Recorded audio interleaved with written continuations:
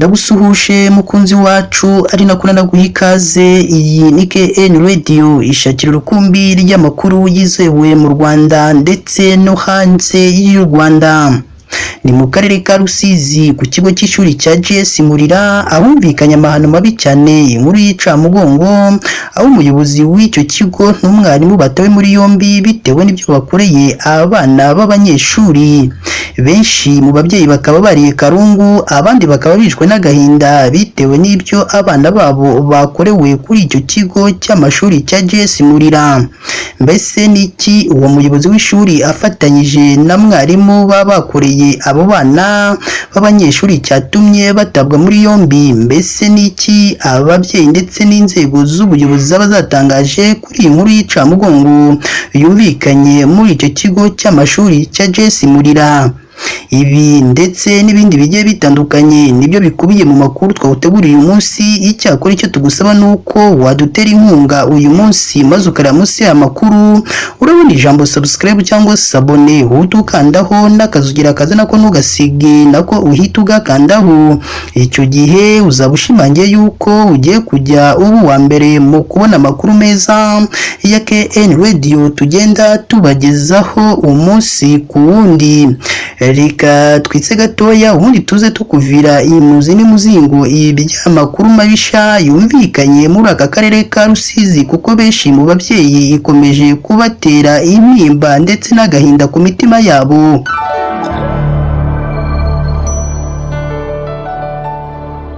Reka nongere mbaye ikaze bakunzi ba KN Radio aho tubagezaho amakuru abarimo aragenda avugirwa mu gihugu cy'u Rwanda ndetse no hanze y'u Rwanda.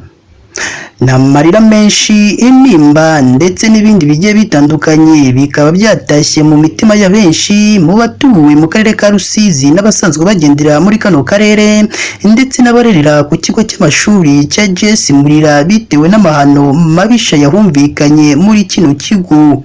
Iyi nkuru y'Icamugongo ndetse ikomeje gutera agahinda abatuye muri aka karere ka Rusizi yanashimangiwe n'urwego rw'igihugu rw'ubugenzacyaha RIB mu Rwanda, aho rwafunze umwarimu wigishaga ku rwunge rw'amashuri rwa Murira cyangwa GS Murira giherereye mu murenge wa Muganza mu karere ka Rusizi, ahakekwaho gusambanya abakobwa bane bose yigishaga maze bose akabatera inda mu bihe bigiye bitandukanye. Iyi nkuru ikomeje kubabaza abagiye batandukanye bitewe n'ibyo uyu mwarimu yakoreye aba bana b'abanyeshuri. Byatangiye ubwo uyu mwarimu atawe muri yombi nyuma y'aho urwego rw'igihugu rw'ubugenzacyaha RIB rukoreye muri kano karere ubukangurambaga bwo kurwanya ihohoterwa rishingiye ku gitsina n'ibindi byaha byibasira urubyiruko. Amakuru akomeza avuga ko muri ubwo bukangurambaga ariho ababyeyi bahereye amakuru urwego rw'igihugu rw'ubugenzacyaha RIB avuga ko uyu mwarimu yidedembyaga kandi yarasambanyije abanyeshuri bane bose akagenda batera inda mu bihe bigiye bitandukanye. Iyi nkuru ikomeje kugarukwaho na benshi hirya no hino mu Rwanda, yanemejwe n'umuyobozi w'akarere ka Rusizi ariko wungirije ushinzwe iterambere ry'ubukungu Habimana Alfredi, aho yahamije ibyaha kuri itangazamakuru avuga ko uwo mwarimu yafunzwe nyuma y'uko hari amakuru yamutanzweho ndetse ko afunganwe n'undi ushinzwe amasomo n'umuyobozi w'ikigo bakurikiranweho guhishira amakuru n'icyaha, aho bose barimo barakorwaho iperereza n'urwego rw'igihugu rw'ubugenzacyaha RIB mu Rwanda. Uyu muyobozi w'akarere ka Rusizi wungirije ushinzwe iterambere ry'ubukungu Habimana Alfredi ubwo yari arimo araganira n'itangazamakuru mu magambo ye yagize ati: nibyo koko uwo mwarimu arafunzwe ni nyuma y'uko hari amakuru yamutanzweho kandi yatangiye gukorwaho iperereza ndetse hakaba hanafunzwe undi mwarimu ushinzwe amasomo n'umuyobozi w'ikigo, aho bose bakurikiranyweho guhishira amakuru n'icyaha.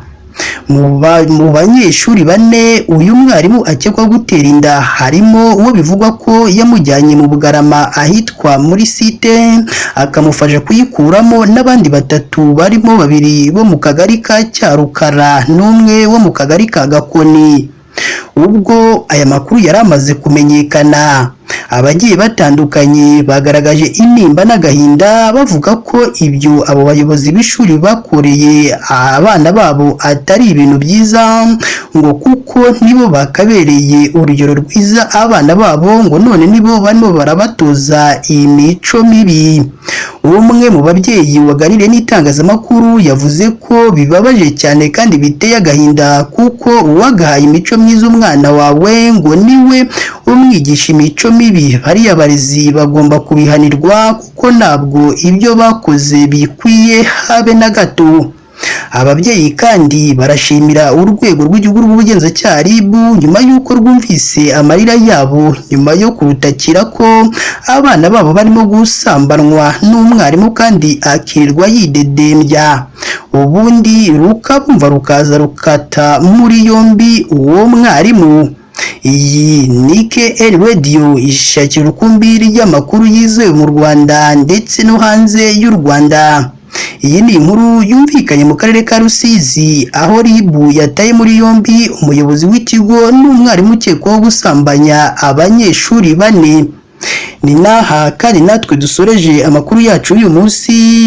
Niba ari ubwa mbere udusuye, ndakwinginze mukunzi wacu, jya munsi y'iyi nkuru urabona ijambo subscribe cyangwa sabone, utukandaho n'akazugira kaza nako nugasige nako tugakandaho.